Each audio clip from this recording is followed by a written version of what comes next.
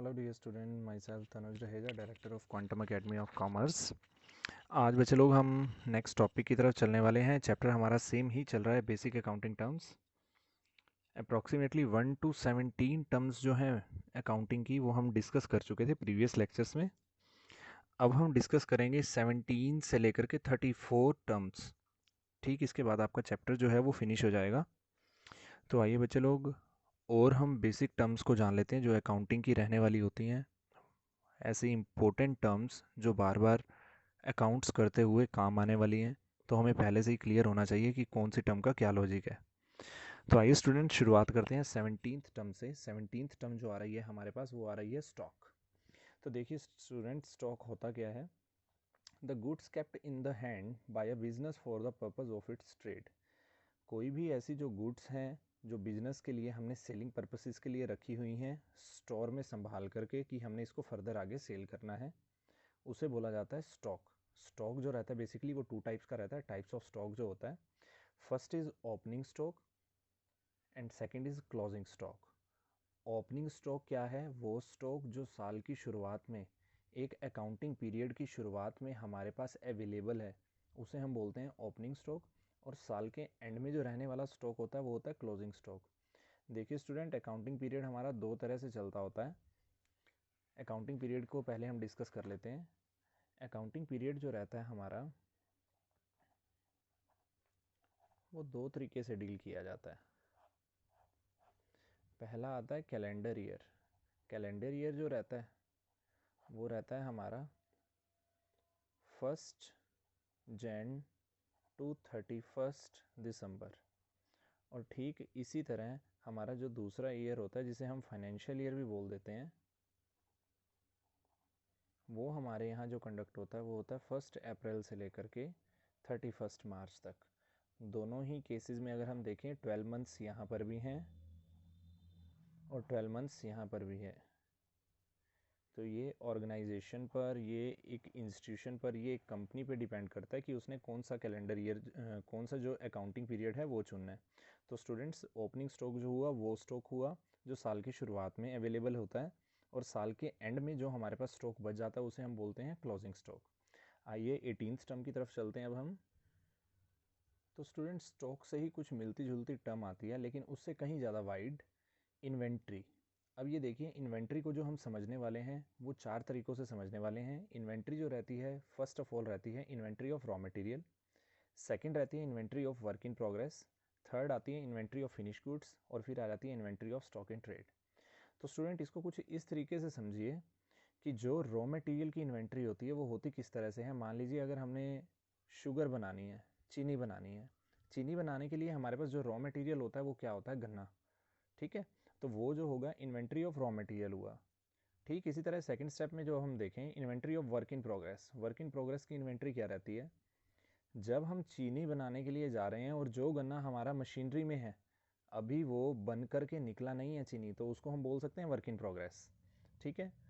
Thirdly हमारे पास आ जाते हैं inventory of finish goods. Means चीनी बन के जो तैयार हो चुकी है उसे हम बोलेंगे inventory of finish goods. Further आगे सेलिंग के लिए स्टेप बाय स्टेप अगर वो आगे जाता है इन्वेंट्री, मीन्स लास्ट स्टेप जो आ जाता है inventory of stock in trade, those goods which are purchase for reselling. वो सारी की सारी गुड्स जो हम रीसेलिंग के लिए परचेज कर रहे हैं उसे हम बोलेंगे inventory of stock in trade. तो स्टूडेंट, कुछ एक एग्जांपल मैंने इसके साथ लेकर के भी चल रहा हूँ। हालांकि मैंने जो आपको एग्जांपल दिया वो एक शुगर का दिया था कि अगर हमें शुगर बनानी हो। यहाँ पर मैंने एग्जांपल आपको रॉ मटेरियल का दे करके बताया, the value of cotton in case of cloth mills is in the inventory of raw material.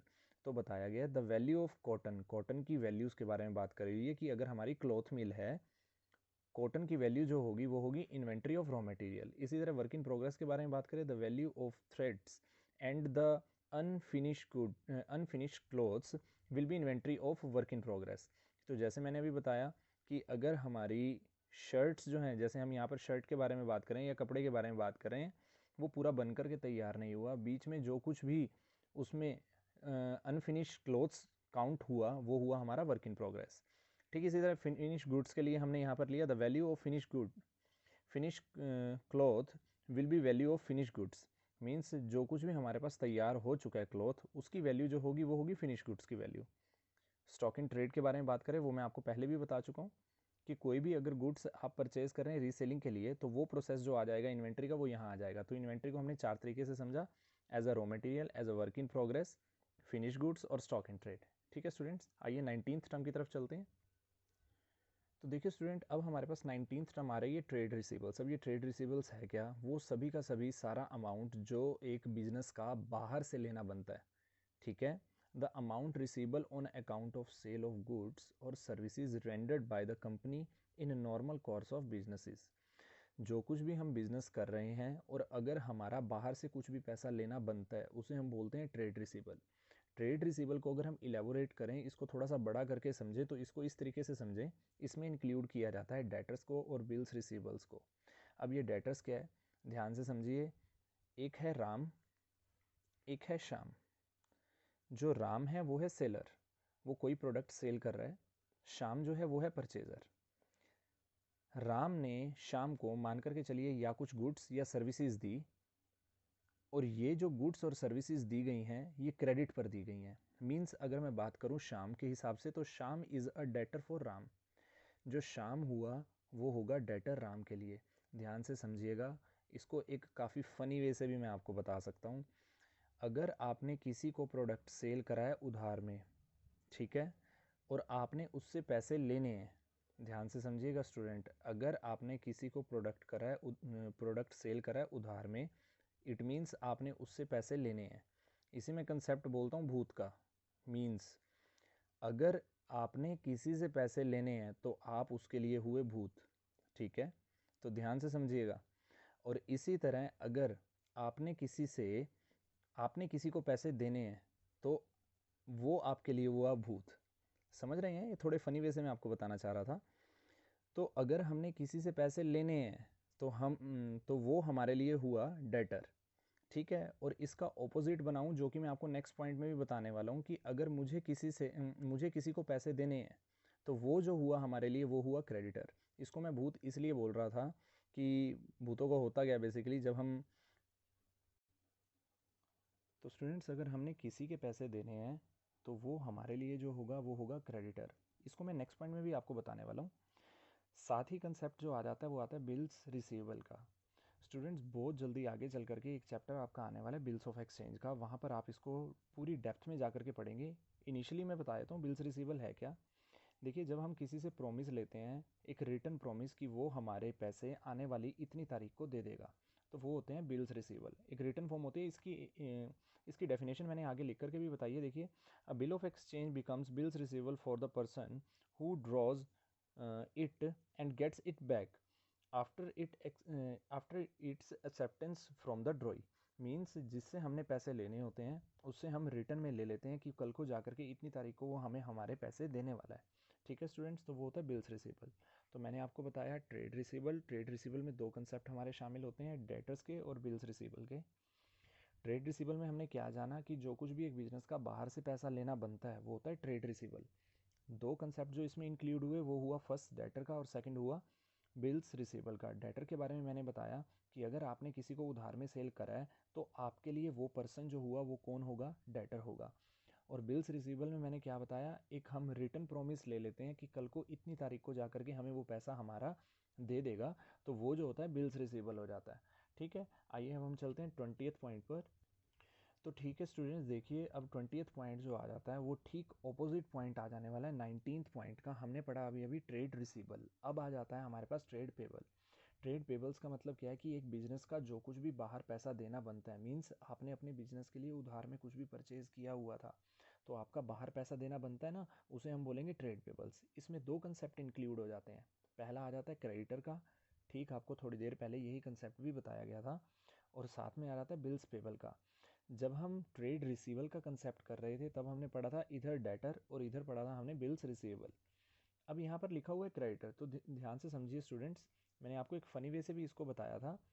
तो क्रेडिटर्स असल में होते क्या हैं कि जब आप किसी से उधार में सामान परचेज करते हो और कल को जाकर के आपने उसका पैसा वापस करना है, तो जब तक आप उसका पैसा चुका नहीं देते तो वो हुआ आपके लिए क्रेडिटर। तभी मैंने आपको समझाया था कि क्रेडिटर है भूत। ये भूत क्यों है? क्योंकि भूतों से हम डरते हैं और डरेंगे हम उससे जिसका हमने पैसा देना है। ठीक है ना स्टूडेंट्स? तो ये देखिए साथ में आपको बताया गया बिल्स पेबल। बिल्स पेबल क्या है कि जब हम सामने वाली पार्टी को प्रॉमिस देते हैं कि आने वाली इतनी तारीख को हम आपका अमाउंट चुका देंगे, तो वो जो होता है ये एक रिटर्न प्रॉमिस होता है। तो ये बिल्स पेबल का कंसेप्ट है।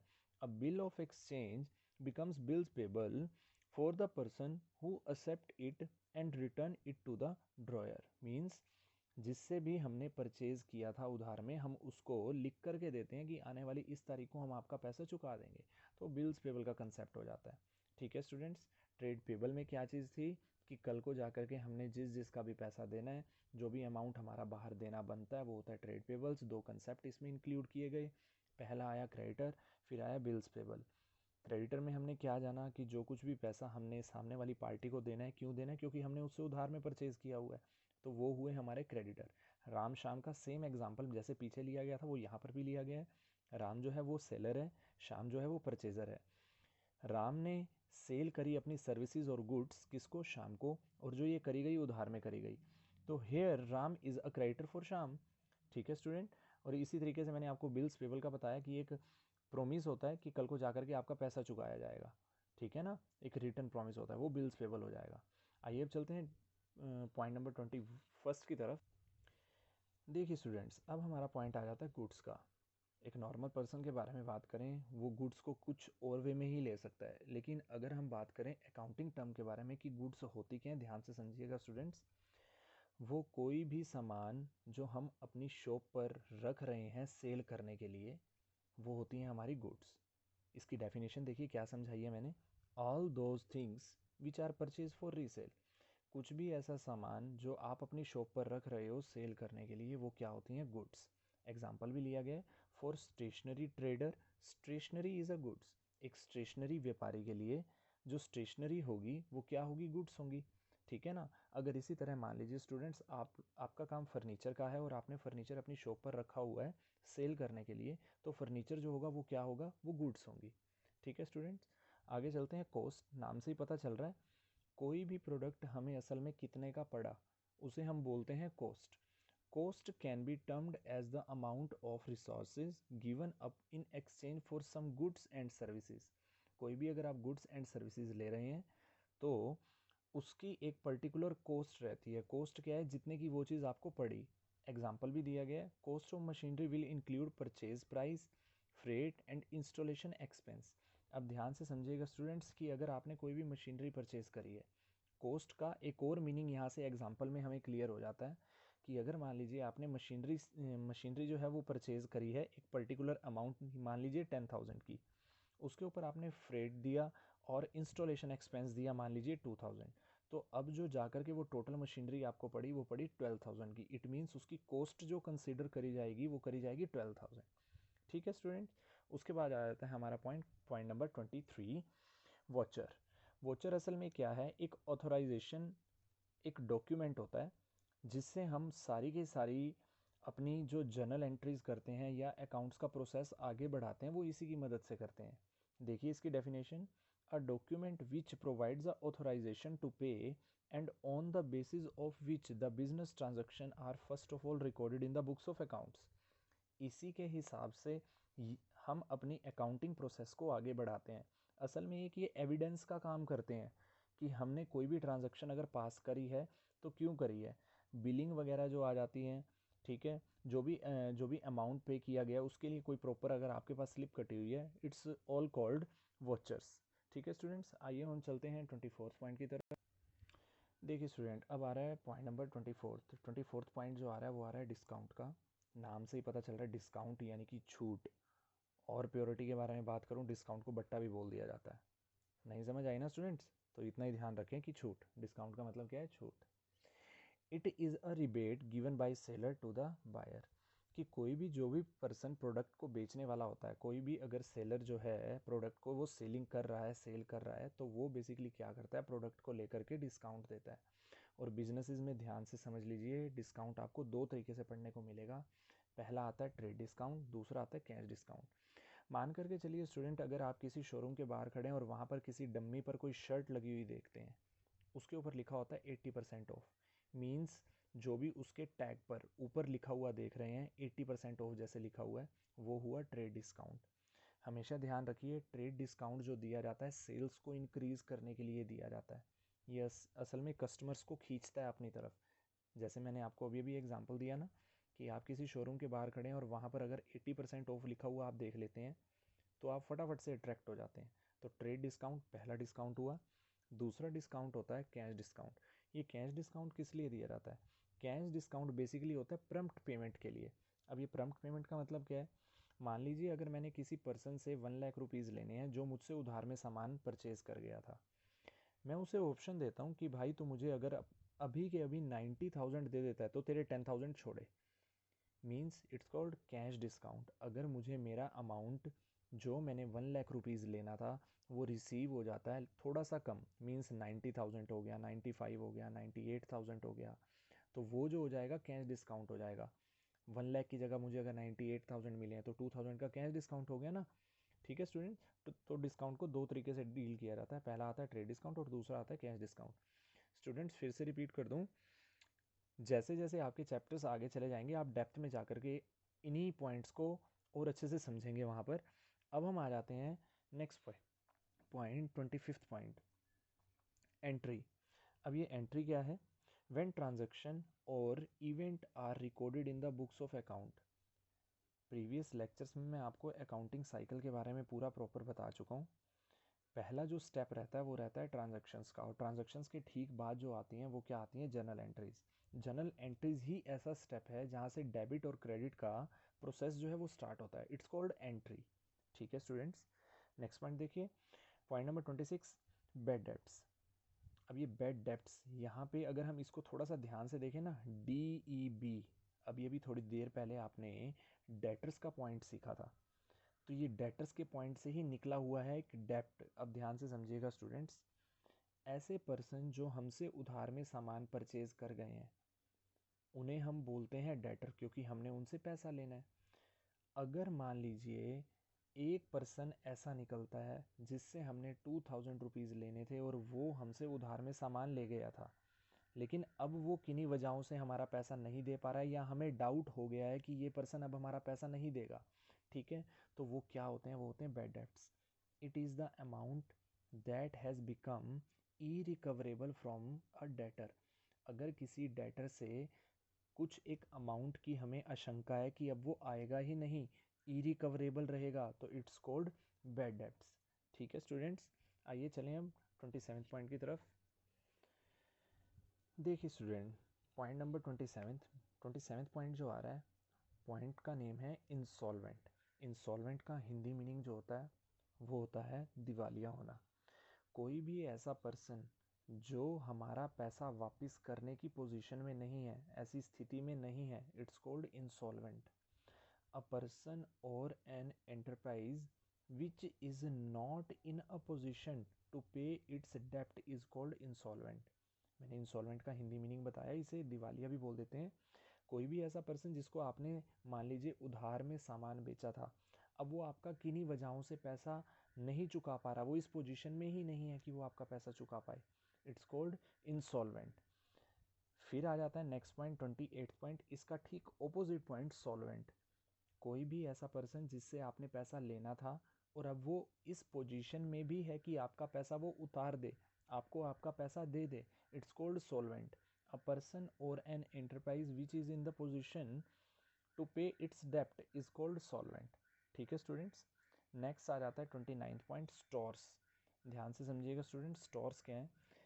स्टॉक को जहाँ पर संभाल करके रखा जाता है, अगर सिंपल वे में बताऊँ, स्टॉक को जहाँ पर संभाल करके रखा जाता है उसे भी हम स्टोर्स बोल देते हैं। टेक्निकली देखिए, the term stores is use to denote material held by an enterprise. जो भी मटेरियल कोई भी एंटरप्राइज यूज करता है उसे संभालने के लिए, for the purpose of consumption in the business and not for resale. और ये भी इसका आप मीनिंग निकाल सकते हैं, कोई भी आप प्रोडक्ट ऐसा रख रहे हैं उस जगह पर जो फर्दर सेल करने के लिए नहीं है, बस आपके बिजनेसेस को चलाने के लिए ज़रूरी है, तो उसे हम क्या बोल देते हैं? स्टोर्स बोल देते हैं। ठीक, इसके पॉइंट के बाद आपके पास 30th पॉइंट आ रहा है रिवेन्यू। अब ये रिवेन्यू क्या है? रिवेन्यू असल में एक ऐसा कंसेप्ट है कि अगर मान लीजिए कोई भी प्रोडक्ट आप किसी भी कस्टमर को सेल करते हैं, और कस्टमर को सेल करने के बाद जितना भी पैसा आपको रिकवर होता है, मान लीजिए अगर ये पेन आप देख पा रहे हैं, ये जो पेन है, पेन को मैंने कस्टमर को सेल किया, उसने मुझे 10 रुपीज़ दे दिए। अब इस 10 रुपीज़ में ध्यान से समझिए क्या क्या छुपा हुआ है। एक मेरी कॉस्ट, यानी कि ये मुझे जो पड़ा था 8 रुपीज़ का पड़ा था, प्लस प्रॉफिट। प्रॉफिट का मतलब यहाँ पर किस चीज़ से है, 2 रुपीज़ से। 8 रुपीज़ की कॉस्ट थी, 2 रुपीज़ का प्रॉफिट हुआ, टोटल रिवेन्यू क्या जनरेट हुआ कस्टमर से, वो हुआ 10 रुपीज़ का, तो वो होता है रिवेन्यू। ठीक है स्टूडेंट, आइए इसकी बची हुई 4 टर्म्स को भी फटाफट से जान लेते हैं और उसके बाद ये चैप्टर फिनिश हो जाएगा। स्टूडेंट्स, फिर से आपको बता रहा हूँ कि अगर कहीं पे भी कोई भी प्रॉब्लम आती है तो ज़रूर मुझे कॉन्टैक्ट कीजिए। ठीक है, आइए नेक्स्ट पॉइंट की तरफ चलते हैं। अब देखिए स्टूडेंट, 31st पॉइंट जो आता है एंटिटी। अब ये एंटिटी क्या है, असल में कोई भी ऐसा इंस्टीट्यूशन जो गुड्स और सर्विसेज को सेल करके इनकम जनरेट करने के लिए बना होता है, it's called entity, which is formed for earning income by providing services और सेलिंग गुड्स। एग्जाम्पल ले लेते हैं और अच्छे से समझ आ जाएगी। लाइक LG इलेक्ट्रॉनिक्स, ये एक एंटिटी है। विप्रो जो सर्विसेज देती है बेसिकली सॉफ्टवेयर्स को लेकर के। मारुति सुजुकी, ठीक है, ये सभी की सभी एंटिटीज़ के नेम हैं। कर क्या रहे हैं अब ये मारुति सुजुकी वाले, गाड़ियाँ सेल करते हैं, गाड़ियाँ सेल करके अपनी इनकम जनरेट करते हैं। तो ये जो मारुति सुजुकी है इट्स कॉल्ड एंटिटी। उसके बाद आया था 32th पॉइंट, टर्नओवर। अब टर्नओवर क्या है, टर्नओवर है टोटल सेल, एक पर्टिकुलर पीरियड की total sale. Total sale made in a particular period, it's called turnover. ठीक है students, 33th point, live stock. नाम से ही पता चल रहा है लाइव स्टॉक, एक ऐसा स्टॉक जिसमें जान है। ठीक है स्टूडेंट्स, अब ये लाइव स्टॉक क्या है, like a domestic animals such as cattle or horses are known as livestock. ठीक है ना, नाम से ही पता चल रहा है। तो इसके एग्जाम्पल भी मैंने आपको बताया, डोमेस्टिक एनिमल्स हो सकते हैं, हॉर्सेज हो सकते हैं, ठीक है, वो सभी लाइव स्टॉक के एग्जाम्पल हैं। 34th point, investment. देखिए स्टूडेंट, जब भी पैसा इस उम्मीद से लगाया जाता है कि कल को बढ़ चढ़ करके हमें वो वापस मिलेगा, तो उसे बोलते हैं इन्वेस्टमेंट। टेक्निकली क्या है, deployment of funds in the shares और debenture of a companies with the intention of earning a return. Student, ये शेयर और डिवेंचर का कंसेप्ट भी आप बहुत जल्दी बिजनेस स्टडीज़ में पढ़ने भी वाले हैं। ठीक है, असल में फ़िलहाल के लिए आप इतना ध्यान रखिएगा, इन्वेस्टमेंट है क्या। इन्वेस्टमेंट असल में है कि अगर आप पैसा इस उम्मीद से लगा रहे हैं कि कल को वो बढ़ चढ़ करके आपको वापस मिल जाएगा। शेयर और डिवेंचर भी इस तरह की ही चीज़ें होती हैं कि जहाँ पर आप पैसा लगाते हैं और कल को आपको उससे अर्निंग जो होती है वो ज़्यादा होने वाली होती है, तो उसको हम बोल देते हैं इन्वेस्टमेंट्स। ठीक है स्टूडेंट्स, और ध्यान रखिएगा इसी लेक्चर के साथ आपको यूट्यूब लिंक में इनकी पर्टिकुलरली हर एक पेज की जो भी मैंने आपको बताया, अलग से इनकी फ़ोटोग्राफ्स भी मिल जाएंगी, फ़ोटोज़ भी मिल जाएंगी, तो आप वहाँ से भी इसको क्लियर कटली समझ सकते हैं कि अगर वीडियो कहीं ब्लर हो रही है या समझने में प्रॉब्लम आ रही है तो वहाँ से भी आप इसको देख सकते हैं। ठीक है स्टूडेंट, इसी के साथ आपका बेसिक अकाउंटिंग टर्म्स का चैप्टर होता है कंप्लीट। फिर भी अगर प्रॉब्लम आए स्टूडेंट, मेरे कॉन्टैक्ट नंबर पे आप ज़रूर मुझे कॉन्टैक्ट कीजिए। ठीक है स्टूडेंट, नेक्स्ट लेक्चर में मिलते हैं एक नए चैप्टर के साथ। Thank you so much.